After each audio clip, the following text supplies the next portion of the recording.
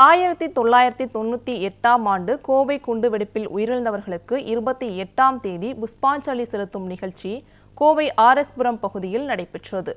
இந்நிகழ்ச்சியில் மத்திய இணையமைச்சர் எல். முருகன், சட்டமன்ற உறுப்பினர் வானதி சீனிவாசன் உள்ளிட்டோர் கலந்து கொண்டனர்.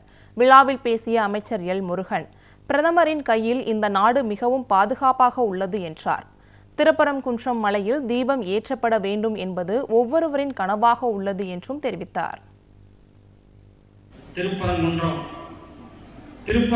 மலையில தீபம் ஏற்றப்பட வேண்டும் என்பது ஒவ்வொருவருடைய கனவாக, லட்சியமாக நம்மளுடைய லட்சியம் இருந்து கொண்டிருக்கிறது. உயர்நீதிமன்றம் நமக்கு உத்தரவை பிறப்பித்திருக்கிறார்கள். உயர்நீதிமன்றம் உத்தரவு பிறப்பிச்ச பிறகு கூட என்ன நடந்தது?